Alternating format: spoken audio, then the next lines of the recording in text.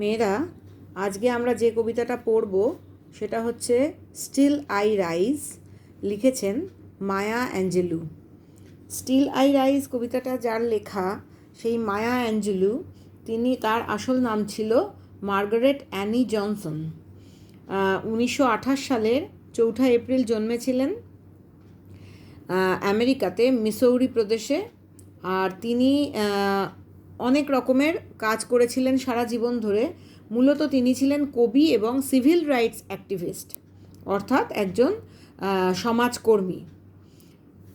তিনি একজন কালো মানুষ ছিলেন, অর্থাৎ নিগ্রো, এবং তার সারা জীবন কেটেছে প্রথমত নারী বিদ্বেষের সঙ্গে লড়াই করতে করতে, আর বর্ণ বিদ্বেষ, অর্থাৎ তোমরা জানো যে সাদা মানুষেরা বা হোয়াইট মেন, তারা কালো মানুষদের অত্যন্ত ঘৃণা করে।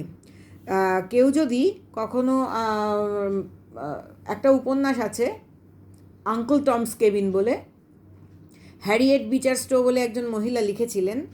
কখনো যদি লাইব্রেরিতে পাও তোমরা পড়বে যে এই আঙ্কেল টমস কেবিনে দেখানো হচ্ছে যে কৃতদাস হিসেবে কালো মানুষদের ব্যবহার করা হতো, এবং আফ্রিকা থেকে দলে দলে কৃতদাস হিসেবেই কালো মানুষদের জাহাজে বোঝাই করে কালো মানুষদের একেবারেই মানুষ হিসেবে ট্রিট না করে তাদের একেবারে পশুর মতো স্তরে নামিয়ে এনে আমেরিকাতে নিয়ে আসা হতো। মূলত বিভিন্ন ওই যে ফার্মগুলো ছিল, কটন ফার্ম বা তুলোর খামার, সেইখানে কৃতদাস হিসেবে কাজ করানোর জন্য। যদি একটু আধটু সেখানে ভুল ত্রুটি হতো তাহলে চাবুক মারা হতো। তো এই কালো মানুষেরা পরবর্তীকালে আমেরিকাতে রয়ে যায়, কৃতদাস প্রথা বিলুপ্ত হয়ে যায়। তথাপি কৃতদাস প্রথা বিলুপ্ত হয়ে যাওয়া সত্ত্বেও কালো মানুষদের কিন্তু সেকেন্ড গ্রেড সিটিজেন বা দ্বিতীয় শ্রেণীর নাগরিক হিসেবে ট্রিট করা হতো। তাদেরকে প্রথম শ্রেণীর নাগরিকের মর্যাদা দেয়া হতো না, এবং সাদা মানুষেরা তাদেরকে ঘৃণা করত। তার ফলে দেখবে, তোমরা নিশ্চয়ই জানো, মহাত্মা গান্ধীকে সাউথ আফ্রিকাতে কালো মানুষ বলে ট্রেন থেকে প্রায় ছুঁড়ে ফেলে দেয়া হয়েছিল, এবং মহাত্মা গান্ধী তখন অনুভব করেছিলেন যে আমাদের পরাধীনতার জ্বালা কি মারাত্মক। আমরাও কিন্তু 200 বছর সাদা মানুষদের আন্ডারেই ছিলাম। ব্রিটিশরা আমাদের কালো মানুষ বলে অত্যন্ত ঘৃণা করত, অথচ আমাদেরই সবচেয়ে বেশি এক্সপ্লয়েট করে তারা তাদের সাম্রাজ্য ভর্তি করত। এই মায়া অ্যাঞ্জেলু সারা জীবন এই বর্ণবিদ্বেষ, সাদা কালো এই বিদ্বেষ এবং নারী বিদ্বেষ, এই দুটোর বিরুদ্ধে লড়াই করে গেছেন। তার ছোটোবেলাটা ছিল মারাত্মক সংগ্রামের। তার যখন মাত্র 7 কি 8 বছর বয়স, সেই সময় তার বাবা মায়ের ডিভোর্স হয়ে যায়। তিনি তার ঠাকুমার সঙ্গে তিনি এবং তার দাদা বসবাস করতেন। তারপরেই তাদের আবার করে মায়ের কাছে নিয়ে আসা হয়, কিন্তু ততদিনে তার মা বিবাহ বিচ্ছিন্না, এবং তার মায়ের যে বয়ফ্রেন্ড, সেই বয়ফ্রেন্ডের দ্বারা মায়া অ্যাঞ্জেলু ছোটোবেলায় রেপড হন, সেক্সুয়ালি অ্যাবিউজড হন এবং রেপড হন। বুঝতে পারছো কি ভয়ানক যন্ত্রণাদায়ক ছোটোবেলা। মাত্র 7-8 বছরের একটি বাচ্চা মেয়ে, ছোট্ট মেয়ে, তাকে একজন প্রাপ্তবয়স্ক পুরুষ রেপ করেছিল। এবং তারপরে তিনি ওই সেখানে তিনি নামটা বলে দেন যে তার ওপর অত্যাচার কে চালিয়েছে, এবং তারপরে মায়া অ্যাঞ্জেলুর সম্ভবত কাকারাই সেই ভদ্রলোককে, সেই ভদ্রলোক বলবো না, সেই লোকটিকে হত্যা করে। লোকটি সামহাউ কিল্ড হয়, এবং লোকটি নিহত হওয়ার পর মায়া অ্যাঞ্জেলুর মনে হয়েছিল যে তিনি যেহেতু নামটা বলে দিয়েছিলেন, এবং পরবর্তীকালে তিনি কথা বললেই আবার কেউ নিশ্চয়ই এরকমভাবে নিহত হবেন, অর্থাৎ একটা ট্রমাটিক এক্সপিরিয়েন্স। এইটুকুনি ছোট্ট বাচ্চা মেয়ে, 7-8 বছর বয়স যার, তার মারাত্মক একটা সাংঘাতিক রেপ হলো, এবং তারপরে যার দ্বারা তিনি রেপড হলেন সে খুন হলো। তারপরে মায়া অ্যাঞ্জেলু স্বাভাবিক হতে বেশ কিছু বছর নিয়েছিলেন, এবং আবার তাকে ঠাকুমার কাছে ফিরিয়ে দেয়া হয়। হ্যাঁ, এইরকমভাবে একটা ভয়ঙ্কর ঝঞ্ঝা বিধ্বস্ত জীবন যাপন করতে বাধ্য হয়েছিলেন তিনি। আর তার মধ্যে তার পরিবার যেহেতু কালো মানুষদের পরিবার ছিল, তার ফলে তারা নাগরিক সুযোগ সুবিধাও কম পেতেন। যাই হোক, আবার স্কুল শেষ করার আগ মুহূর্তেই হাই স্কুলের একটি ছেলের দ্বারা কোনো রকম একটা ফিজিক্যাল রিলেশনের ফলে মাত্র 17 বছর বয়সে তিনি তার ছেলের জন্ম দিয়েছিলেন।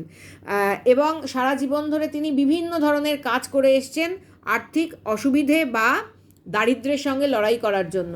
কি করেছেন দেখো, ফ্রাই কুক হিসেবে কাজ করেছেন, নাইট ক্লাব পারফর্মার হিসেবে কাজ করেছেন, রাস্তায় গাড়ির কন্ডাক্টর হিসেবে কাজ করেছেন, এবং পর্গি অ্যান্ড বেস কাস্ট মেম্বার হিসেবে কাজ করেছেন, সাংবাদিক হিসেবে কাজ করেছেন ইজিপ্ট এবং ঘানাতে, আর সেই সঙ্গে মানে একজন ওই সিভিল রাইটস অ্যাক্টিভিস্ট হিসেবেও কাজ করেছেন, অর্থাৎ নাগরিকদের অধিকারের জন্য লড়াই করেছেন। মার্টিন লুথার কিং, তোমরা নাম শুনে থাকবে, ইতিহাসে একটু পড়লে দেখতে পাবে মার্টিন লুথার কিং জুনিয়র, এদের সঙ্গে তিনি একই সঙ্গে কাঁধে কাঁধ মিলিয়ে যে সময় আমেরিকাতে হার্লেম রেনেসা, অর্থাৎ কালো মানুষদেরও যে অধিকার আছে, কালো মানুষরাও যে মানে মানবিক অধিকারের অধিকারী, তার জন্য রেশিয়াল কোয়ালিটি, জেন্ডার ইকুয়ালিটি, মানে রেস মানে হচ্ছে জাতি, রেশিয়াল ইকুয়ালিটি, জাতিগত একতা, জেন্ডার ইকুয়ালিটি অর্থাৎ নারী পুরুষের সমান অধিকার, এবং সোশ্যাল জাস্টিস, সামাজিক ন্যায় বিচার, এর জন্য তিনি প্রচণ্ডভাবে লড়াই চালিয়ে গেছেন সারা জীবন ধরে। তার সঙ্গে ছিল তার কবিতা, কবি হিসেবেও তিনি অত্যন্ত বিখ্যাত হয়েছিলেন, এবং তিনি তার লাইফ টাইমের জন্য রীতিমতো পুরস্কৃত হয়েছিলেন। তার মধ্যে মানে তার আত্মপরিচয়, প্রাণশক্তি, ব্যক্তি স্বাধীনতার মতো বিষয়গুলোকে তিনি তার কবিতায় তুলে ধরেছিলেন অত্যন্ত জোরালোভাবে। আর এই হার্লেম রেনেসা বা হার্লেমে সংঘটিত যে নবজাগরণ, সেই নবজাগরণেরও একজন মূল প্রবক্তা ছিলেন কিন্তু মায়া অ্যাঞ্জেলু। তার লেখার মধ্যে দিয়েও আমরা এই বর্ণ বৈষম্য এবং নারী বিদ্বেষ, এই দুটি বিষয় আমরা খুবই দেখতে পাই। এই আফ্রো আমেরিকান সমাজের যে প্রচণ্ড একটা বঞ্চনা, সেই বঞ্চনা বারে বারেই তার কবিতায় উঠে এসেছে, এবং তিনি তার লড়াই করেছেন। এই কবিতাটা পড়লেও তোমরা কিন্তু সেটা দেখতে পাবে যে এই কবিতাতেও তিনি কিভাবে এই বঞ্চনার বিরুদ্ধে লড়াই করেছেন। এমনকি কালো মেয়েরা সাদা মানুষদের দ্বারা কিভাবে তাদের সেক্সুয়াল লাইফেও অ্যাবিউজড হয় এবং তাদের ঘৃণিত মনে করা হয়, সেটাও কিন্তু এখানে তিনি, তার বিরুদ্ধেও তিনি যে লড়াই করে উঠে আসছেন, এই কবিতায় আমরা দেখতে পাবো। ইন্ট্রোডাকশনটা একটু বড় হয়ে গেল, কিন্তু মায়া অ্যাঞ্জেলুর মতো একজন মানুষ সম্পর্কে কিছুটা না বলে আমরা কবিতাটা অবশ্যই শুরু করতে পারি না, কারণ তার ব্যক্তিগত জীবনের সঙ্গে ভীষণ রকমভাবে যোগাযোগ রয়েছে এই নির্দিষ্ট কবিতাটার। আরও অনেকগুলো কবিতাও রয়েছে তার ব্যক্তিগত জীবনের লড়াইগুলোকে তুলে ধরে, কিন্তু এই কবিতাটাতে তা খুবই জোরালোভাবে তুলে ধরে। দেখো, স্টিল আই রাইজ, স্টিল মানে হচ্ছে তবুও বা তা সত্ত্বেও, আই রাইজ উঠে আসি, আমি উঠে আসি, তা সত্ত্বেও আমি উঠে আসি, অর্থাৎ কোনোভাবেই আমাকে দমিয়ে রাখা যায় না। আমি যাই হোক না কেন, অনেক অত্যাচার, অনেক অবিচার, সমস্ত কিছু সত্ত্বেও আমি উঠে আসি। এবং তার জীবনে যে মানে বুঝতেই পারছো, মার্গারেট অ্যানি জনসন থেকে তিনি মায়া অ্যাঞ্জেলুতে পরিণত হয়েছিলেন, এবং তার মধ্যে তিনি নর্তকী, গায়িকা, নাটক চলচ্চিত্রের অভিনেত্রী, চলচ্চিত্র নির্মাতা, মানবাধিকার রক্ষার কর্মী এবং লেখিকা এবং কবি এবং জার্নালিস্ট, সাংবাদিক ইত্যাদি হিসেবে কাজ করতে করতে যা যা অভিজ্ঞতা হয়ে রয়েছে, যা যা অত্যাচার অবিচারের শিকার হয়েছেন তিনি নিজে বা তার মতো আরও আফ্রো আমেরিকান মানুষেরা, তাদের হয়ে তিনি বলছেন যে যত অসুবিধেই থাক না কেন, তা সত্ত্বেও আমি উঠে আসি, আমার উঠে আসা কেউ আটকাতে পারবে না। দেখো, you may write me down in history, তুমি আমাকে নিচু করে, মানে ইতিহাসে আমার কথা লিখে রাখতে পারো, রাইট ডাউন মানে লিখে রাখতে পারো, এবং অবমূল্যায়নও করতে পারো, লিখে রাখার সময় আমার অবমূল্যায়নও করতে পারো, অর্থাৎ আমাকে ছোট করতে পারো, তোমাদের লেখার মধ্যে দিয়ে আমাকে ছোট করতে পারো, বা আমার কথা তোমাদের ইতিহাসে লিখে রাখতে পারো। With your bitter twisted lies, এবং কিভাবে আমাকে অবমূল্যায়ন বা ছোট করতে পারো তোমাদের লেখার মধ্যে দিয়ে, তোমাদের তিক্ত, বাঁকানো, বিকৃত মিথ্যে কথা দিয়ে আমার সম্পর্কে তোমরা অবমূল্যায়ন ঘটাতে পারো, বা আমার নামটা মিথ্যা দিয়ে ভরে রাখতে পারো। You may trod me in the very dirt, তোমরা আমাকে পা দিয়ে মারিয়ে যেতে পারো একেবারে নোংরার মধ্যে, পা দিয়ে মারিয়ে যেতে পারো নোংরার মধ্যে, এবং নোংরায় আমাকে ফেলে রাখতে পারো, মারিয়ে গিয়ে ফেলে রাখতে পারো। বাট, অর্থাৎ নোংরার মধ্যে তোমরা আমাকে মারিয়ে যেতে পারো, কতটা অপমান তোমরা আমাকে করতে পারো। দেখো, তোমরা আমাকে ইতিহাসে আমার কথা তিক্ত, বিকৃত তথ্য দিয়ে ভরে রাখতে পারো, মিথ্যে দিয়ে, লাইজ মানে মিথ্যে, মিথ্যে দিয়ে ভরে রাখতে পারো, এবং আমাকে ছোট করতে পারো তোমাদের ইতিহাসে। সব কিছু সত্ত্বেও, বাট স্টিল লাইক ডাস্ট, কিন্তু তা সত্ত্বেও লাইক ডাস্ট, ধুলোর মতোই, আই উইল রাইজ, আমি উঠে আসবই। অর্থাৎ ধুলো যেরকম, তুমি যতই নোংরা মারাও, যতই পায়ে ধুলো মারাও, ডার্ট মানে নোংরা মারাও, দেখবে পায়ের ওপর পর্যন্ত ধুলো কিন্তু উঠে আসে। ঠিক সেই রকমভাবে আমিও উঠে আসব। Does my sassiness upset you? আমার এই সাসিনেস কথাটার মানে হচ্ছে বেপরোয়া মনোভাব বা কি বলবো, অহংকার। আমার যে এই অশ্রদ্ধার মনোভাব বা অহংকার, আমি কিচ্ছু পরোয়া করি না, আমি বেপরোয়া। এই যে আমার এই অহংকার বা এই আমার বেপরোয়া মনোভাব, সেটা কি আপসেট ইউ, তোমাকে বিপর্যস্ত করে? Why are you beset with gloom? তোমাকে ঘিরে ধরে বিষণ্ণতা কেন, বা তুমি চারিদিকে বিষণ্ণতার দ্বারা বেষ্টিত হও কেন? বিকজ, দেখো অ্যাপোস্ট্রফি কজ মানে because, I walk like I have got oil Wales.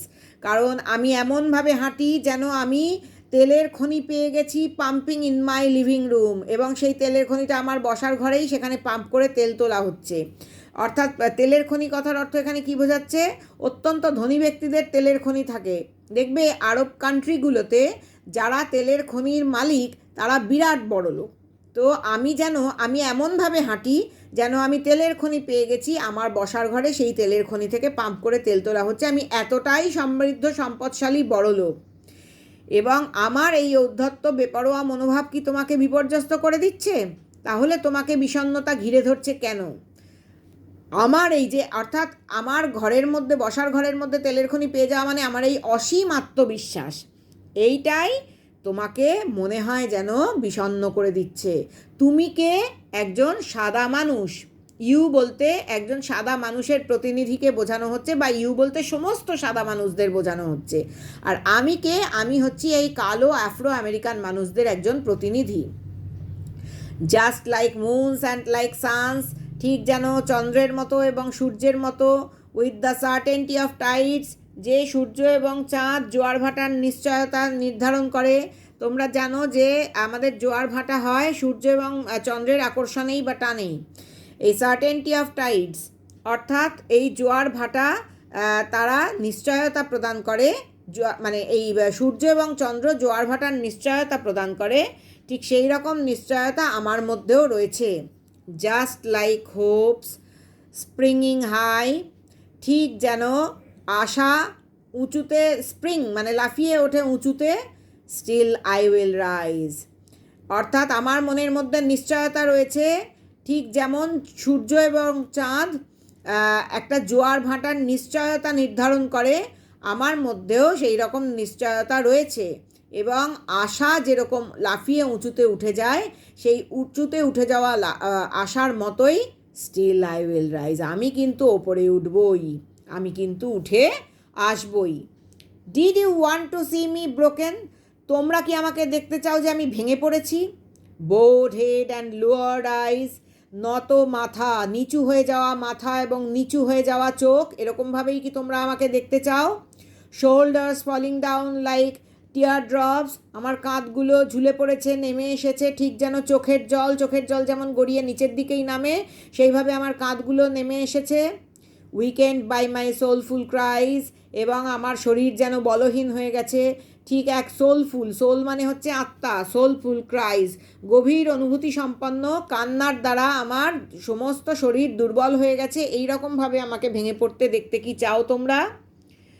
বা তোমরা কি চাও, দেখতে চাও যে আমি ভেঙে পড়ি, মাথা নিচু আর নত চোখ এবং চোখের জলের মতো আমার কাঁধগুলো ঝুলে পড়েছে, নুয়ে পড়েছে, আমার গভীর কান্নায় দুর্বল ক্ষতবিক্ষত সত্তা, বা দুর্বল হয়ে পড়েছে আমার সমস্ত সত্তা দুর্বল গভীর অনুভূতির কান্নায়।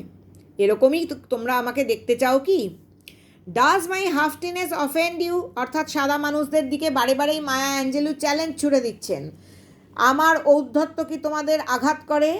আমার ঔদ্ধত্য কি তোমাদের ব্যথিত করে? Don't you take awful hard? তোমরা কি এটাকে ভীষণ কঠিন বলে মনে করো না? এটা ভয়ানক কঠিন কাজ বলে মনে করো না? Because I love like I have goat gold mines. তার কারণ কেন তোমাদের এত কঠিন বলে মনে হয়? আমার ঔদ্ধত্য তোমাদেরকে কেন আঘাত করে বা ব্যথিত করে? কারণ আমি হাসি ঠিক যেন আমি সোনার খনি পেয়ে গেছি, এক বিরাট ধনী মানুষের মতো আমি সোনার খনি পেয়ে গেছি, digging in my own backyard, যে সোনার খনিটা আমার বাড়ির ঠিক পিছনের উঠোনে বা পিছনের দিকের ফাঁকা জায়গাতে, যেখানে খুঁড়ে সোনা বার করা হচ্ছে। এতটাই আমার আত্মবিশ্বাস। এই যে কজ দিয়ে লেখা লাইনগুলো, এগুলো সবই হচ্ছে আত্মবিশ্বাসকেই ব্যক্ত করছে, যে যেন আমি একজন তেলের খনির মালিক আমার বসার ঘরের মধ্যে, যেন আমি একজন সোনার খনির মালিক আমার বাড়ির পিছনের উঠোনে ফাঁকা জায়গায়, সেখানে খুঁড়ে সোনা বের করা হচ্ছে। সেই কারণেই তোমাদের কে আমার এই যে ঔদ্ধত্য, আমার এই আত্মবিশ্বাস তোমাদেরকে বিপর্যস্ত বা আঘাত করে, বিপর্যয় ঘটায় বা আঘাত করে, এবং তোমরা এটাকে সেই কারণেই প্রচণ্ড ভয়ানক কঠিন কাজ বলে মনে করো। You may shoot me with your words, তোমরা আমাকে তীর বা গুলি ছুটতে পারো তোমাদের কথার দ্বারা, হ্যাঁ, অর্থাৎ তোমরা আমাকে তোমাদের বাক্যবাণে, কথার বাণে বিদ্ধ করতে পারো। You may cut me with your eyes, তোমরা আমাকে তোমাদের ধারালো দৃষ্টি দিয়ে কেটে ফেলতে পারো। You may kill me with your hatefulness, তোমরা আমাকে তোমাদের ঘৃণা দিয়ে হত্যা করতে পারো। But still like air I'll rise, কিন্তু তবুও আমি ঠিক বাতাসের মতোই ওপরে উঠব বা উঠে আসব। আমরা এবার পরের পেজে যাই। Does my sexiness upset you, এইখানেই কালো মেয়েদের, কালো মানুষদের, নারী বিদ্বেষীদের দিকে চ্যালেঞ্জ ছুড়ে দিচ্ছেন। দেখো, কালো মেয়েদেরও যে মানবিক অধিকার রয়েছে, তারা সাদা মানুষদের ব্যবহারের বা পুরুষদের ব্যবহারের ভোগ্যবস্তুই নয় কেবল, সেইটাই এই স্ট্যান্জায় বলা হচ্ছে। এটা কিন্তু একটা মারাত্মক শক্তিশালী stanza. Does my sexiness upset you, আমার যৌনতা বা আমার শরীরী আবেদন কি তোমাদের বিপর্যস্ত করে? Does it come as a surprise, অর্থাৎ আমার মধ্যে আমার সমস্ত পজিটিভ এবং নেগেটিভ ব্যাপারই তোমাদেরকে আঘাত করে, বিপর্যস্ত করে। আমার সেই রকম শরীরী আবেদন কি তোমাদের বিপর্যস্ত করে? Does it come as a surprise, এটা কি তোমাদের কাছে খুব বিস্ময় হিসেবে উপস্থাপিত হয়? কি বিস্ময় হিসেবে উপস্থাপিত হয় দেখো। That I dance like I have got diamonds at the meeting of my thighs, যে আমি যেভাবে নাচি যেন আমি হীরা পেয়ে গেছি আমার উরু যুগলের মিলনস্থলে। অর্থাৎ আমার উরু যুগলের মিলনস্থল কি? আমাদের মেয়েদের যে প্রাইভেট পার্টস, যাকে আমরা ভ্যাজাইনা বলি, সেইখানে যেন আমি এক বিরাট সমৃদ্ধি পেয়ে গেছি। সম্পদ বোঝাতে এখানে ডায়মন্ডস বোঝানো হচ্ছে। আমি যেন হিরে পেয়ে গেছি আমার দুই উরুর মিলনস্থলে বা আমার ভ্যাজাইনাতে। এবং আমি কালো মেয়ে বলে আমি অত্যন্ত সম্পদশালী, সমৃদ্ধ একজন মানুষ, যা তোমাদের বিস্ময় জাগায়, তোমাদের সাদা মানুষদের মধ্যেও বিস্ময় জাগায়, পুরুষদের মধ্যেও বিস্ময় জাগায়। এবং আমার শরীরী আবেদন তোমাদেরকে মানসিকভাবে কি বিপর্যস্ত করে? তোমরা কি অবাক হয়ে যাও যে আমি এমনভাবে নাচি ঠিক যেন আমি আমার শরীরের প্রাইভেট পার্টসের মিলনস্থলে যেন আমি হিরে পেয়ে গেছি? অর্থাৎ তোমাদেরকে আমি চ্যালেঞ্জ ছুড়ে দিচ্ছি যে এইভাবে কি তোমাদের বিস্ময় জাগায়? আমার এই সম্পদ, আমার এই সমৃদ্ধি কি তোমাদের বিস্ময় জাগায়? Out of the hertz of histories shame I rise, কোথা থেকে আমি উঠে আসি? লজ্জার ইতিহাসের কুঠুরি থেকে বেরিয়ে আমি জেগে উঠি। Out of the hertz of histories shame I rise, ইতিহাসের কুঠুরি বা কুঁড়ে ঘরের লজ্জার ইতিহাস, এই ইতিহাস কিন্তু আনন্দের নয়। হিস্ট্রিজ শেম, ইতিহাসের লজ্জা বা লজ্জার ইতিহাসের কুঁড়ে ঘর থেকে আমি উঠে আসি। Up from a past that's rooted in pain I rise, অত্যন্ত বেদনাদায়ক এক অতীতের যন্ত্রণা থেকে, অতীত দ্যাটস রুটেড ইন পেন, যন্ত্রণা নিবদ্ধ হয়ে রয়েছে, শিকড় গেড়ে রয়েছে যে অতীতে, সেই বেদনার বদ্ধমূল অতীত থেকে বা যন্ত্রণাদায়ক অতীত থেকে, যে যন্ত্রণা বদ্ধমূল হয়ে রয়েছে, বেদনায় নিহিত অতীত থেকে বেরিয়ে আমি জেগে উঠি। অর্থাৎ তোমাদের যে অতীত বা আমার যে অতীত, পুরো অতীতটাই, তোমাদের অতীত হয়তো গৌরবময় হতে পারে, কিন্তু আমার অতীতটা অত্যন্ত যন্ত্রণাদায়ক অতীত। তোমরা দিয়েছ আমাকে যন্ত্রণা। রুটেড ইন পেন, যন্ত্রণা শিকড় গেড়ে বসেছে আমার অতীতে। সেই যন্ত্রণার শিকড়গাড়া অতীত থেকে আমি উঠে আসি। I am A black ocean, আমি এক কালো মহাসাগর। অর্থাৎ তিনি যে একজন কালো মানুষ সেইটাই এখানে তিনি অ্যাসার্ট করছেন, সেইটাই এখানে তিনি ঘোষণা করছেন। আমি এক কালো মহাসাগর, লিপিং অ্যান্ড ওয়াইড, লাফিয়ে উঠি এক বিস্তীর্ণ মহাসাগর আমি। ওয়েলিং অ্যান্ড সোয়েলিং, জোয়ারে উথলে ফুলে ওঠে এবং জোয়ারে উথলে নিচু হয়ে যায় আবার ফুলে ওঠে। কখনো মানে জোয়ার নেমে যায়, ভাটা আসে, আবার কখনো ফুলে ওঠে। I bear in the tide, আমি বহন করি সেই জোয়ারের ওঠানামাকে। আমি এক কালো মহাসাগর, লাফিয়ে চলি এবং বিস্তীর্ণ আমার বিস্তৃতি আমার বিরাট, এবং জোয়ারের নিচু হয়ে যাওয়া ফুলে ওঠা সমস্ত জোয়ারের ওঠানামাকে আমি বহন করি। Leaving behind nights of terror and fear I rise, আমি আরও কত কিছুর মধ্যে দিয়ে দেখো অভিজ্ঞতা সঞ্চয় করি। দেখো, লিভিং বিহাইন্ড, পিছনে ফেলে রেখে আসি, nights of terror and fear, ভয়ের, টেরার মানেও আতঙ্ক, ফিয়ার মানে ভয়, আতঙ্ক এবং ভয়ের যে রাত্রিগুলো, সেই রাত্রিগুলো আমি পিছনে ফেলে আসি। মনে রাখবে আমি ইন্ট্রোডাকশানে যে বলেছিলাম যে মায়া অ্যাঞ্জেলু কিন্তু অত্যন্ত ছোট বয়সে 7-8 বছর বয়সে রেপড হয়েছিলেন, এবং পরবর্তীকালেও তিনি বিভিন্ন ট্রমাটিক এক্সপিরিয়েন্সের মধ্যে দিয়ে যান। কীরকম ট্রমাটিক এক্সপিরিয়েন্সের মধ্যে দিয়ে? দেখো, তিনি বিভিন্ন ক্লাবে গান গেয়েছেন, বিভিন্ন পাবে গান গেয়েছেন, হ্যাঁ, এবং নানা ধরনের অভিজ্ঞতা, তাকে কন্ডাক্টর হিসেবে কাজ করতে হয়েছে, এবং সব জায়গাতেই তিনি নারী বিদ্বেষের শিকার হয়েছেন।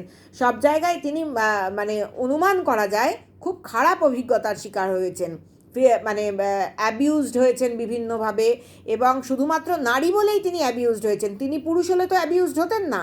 সেক্সুয়ালি অ্যাবিউজড হয়েছেন, বিভিন্ন রকমভাবে কালো মেয়ে বলে অ্যাবিউজড হয়েছেন।